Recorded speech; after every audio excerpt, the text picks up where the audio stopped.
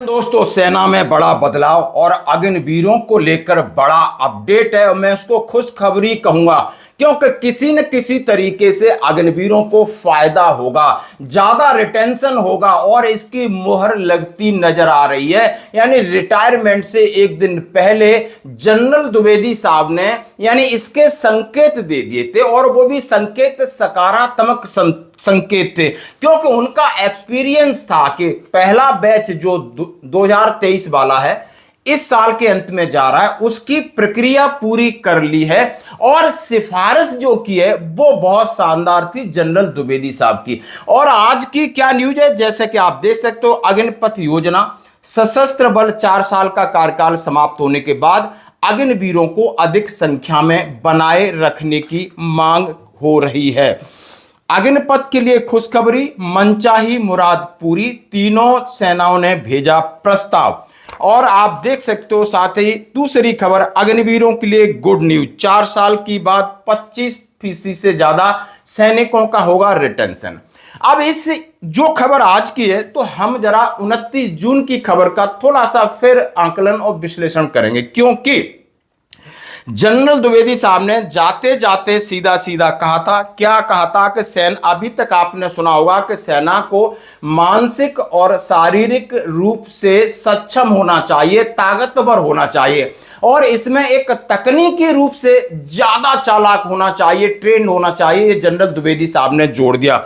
उन्होंने सीधा सीधा कहा है कि सेना के भीतर जो सकारात्मक परिवर्तन का जिस तरीके से अग्निवीर योगदान दे रहे हैं, युद्ध का स्वरूप तेजी से बदल रहा है, सैनिक को शारीरिक, मानसिक और तकनीकी रूप से कुशल होना चाहिए, जो कि जनरल द्विवेदी साहब ने बता दिया था। और उन्होंने कहा है संभावना है, सेना प्रमुख का कहना है कि भविष्य के आकलन के बाद अग्निपथ योजना में सुधार संभव है।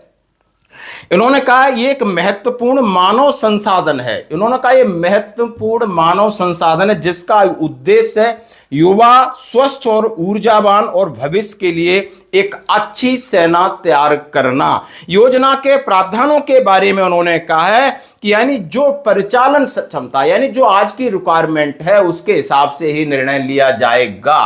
तो इसका मतलब पूरी उन्होंने पटकथा लिख दी थी जाने से पहले कि यानी अग्निपथ, अग्निवीरों के लिए एक सुनहरा भविष्य देखा जा रहा है सेना में, उनकी उपयोगिता को लेकर। और खासकर हम सभी जानते हैं अभी एआई का युग है, जैसे कि उन्होंने कहा है कि drone, surveillance, communication network, electronic warfare, artificial intelligence जैसे उपकरण जो कि आज के युद्ध में इंपॉर्टेंट भूमिका निभाते हैं और युवा सैनिक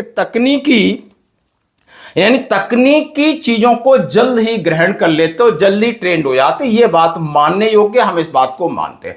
तो अब इसके बाद अब जो खबर है उसके ऊपर हम इसका विश्लेषण करेंगे। साथ ही आसाम राइफल्स के 2 जवान शहीद हुए हैं, घात लगा के हमला किया है और कई जवान घायल हैं और वहां पर एक ऑपरेशन लॉन्च हुआ है कल। तो आइए दोस्तों, जैसा कहा है कि अग्निवीरों के लिए खुशखबरी, मनचाही मुराद पूरी होगी, तीनों सेनाओं ने भेज दिया प्रस्ताव। यानी तीनों सेनाओं ने जो प्रस्ताव भेजा है, आइए इसके ऊपर बात करते हैं। अग्निवीरों को आने वाले वक्त में बड़ी खुशखबरी, मनचाही मुराद पूरी। दरअसल तीनों सेनाओं ने स्थायी नियुक्ति का प्रस्ताव भेजा है, लेकिन दोस्तों 2 प्रकार का प्रस्ताव है। यदि सरकार स्वीकार करती तो क्या होगा, नहीं करती तब भी अग्निवीर रिटेंशन ज्यादा होंगे।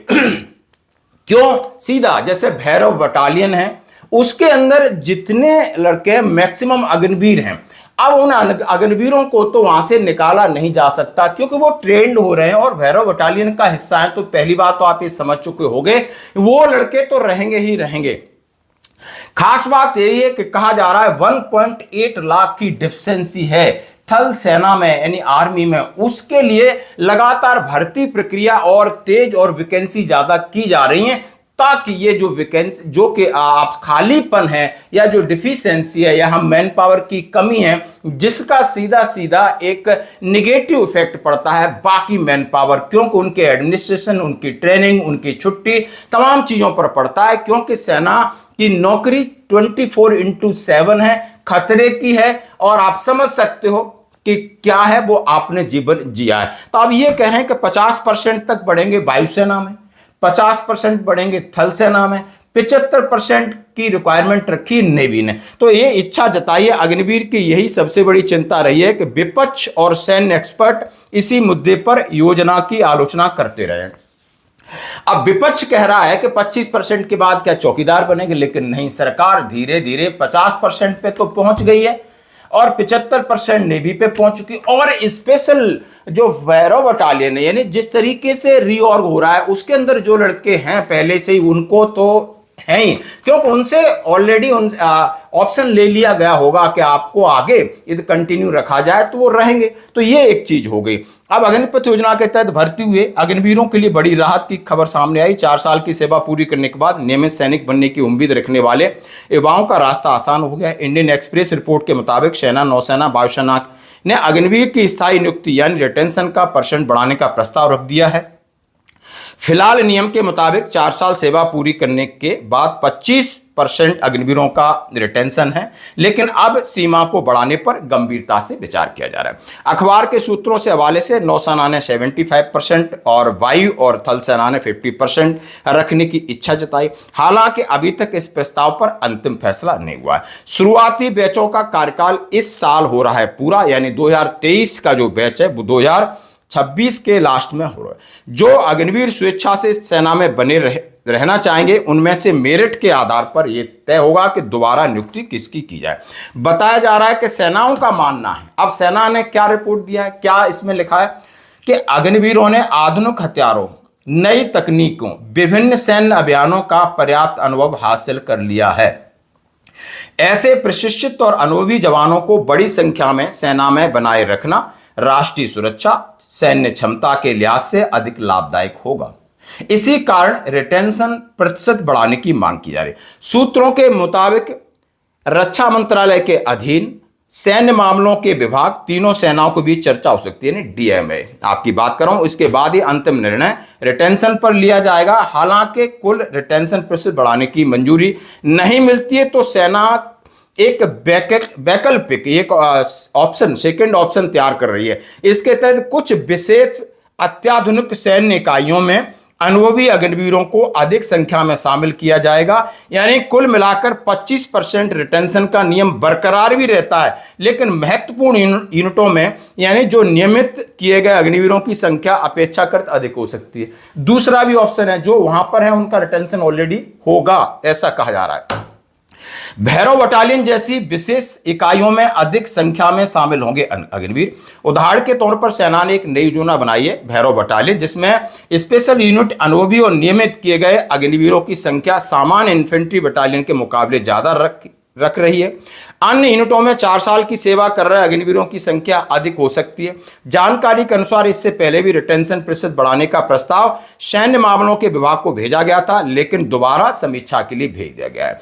इधर तीनों सेनाओं में अग्निवीर का प्रशिक्षण लगातार जारी है। कहा गया है कि अभी 70 से 90 हजार की वैकेंसी की गई है। 1.8 लाख सैनिक की जो कमी है वो चरणबद्ध तरीके से पूरी की जाएगी। यानी अग्निवीरों के ऊपर बड़ी अपडेट है, जैसा कि आप हर न्यूज में हर इसी प्रकार का उन्होंने कंटेंट्स डाला है कि नहीं, इनके ऊपर एक अच्छा निर्णय आएगा जो कि सभी के लिए एक खुशखबरी होगा। और सेना भी अपनी रिपोर्ट दे रही है। सेना ने जो सटीक परिवर्तन है ताकि वो किया जा सके, इन्हें और ट्रेंड किया जा सके और इन्हें स्थायी किया जा सके। तो दोस्तों, ये अग्निवीरों के लिए खुशखबरी, जो अग्निवीर भारतीय सेना के अंदर कंटिन्यू करना चाह रहे हो, चाहे ये पहला बैच है या दूसरे बैचों के लिए भी ये रास्ता खुल गया है। अदरवाइज आप समझ सकते हो कि यदि आप बाहर भी आते हो फिर भी आपके लिए बहुत अपॉर्चुनिटी है। तो दोस्तों, बिल्कुल मैं हमेशा कहूंगा कि आपके दोनों हाथों में लड्डू हैं। दोस्तों, अब एक भ्रामक खबर, जिसमें मणिपुर में उग्रवादियों का घातक हमला, आसाम राइफल्स के हमारे 2 जवानों की हुई है शहादत। यानी उखरुल में उग्रवादियों ने आसाम राइफल के काफिले पर हमला किया है। 2 जवानों की शहादत हुए, अन्य घायल हुए हैं कई जवान। पूरे इलाके में सुरक्षा बलों का सर्च ऑपरेशन जारी है। घटना के बाद क्षेत्र में सुरक्षा व्यवस्था और कड़ी कर दी गई है। जानकारी के अनुसार जवान नियमित अभियान पर थे, यानी उग्रवादियों ने अचानक उन पर फायरिंग शुरू कर दी। हमलावर फायरिंग करके भाग गए, उनकी तलाशी की जा रही है। और ये मणिपुर के उखरुल जिले में आसाम राइफल्स के जवानों पर हुआ है, 2 जवानों की शहादत। तो धन्यवाद दोस्तों।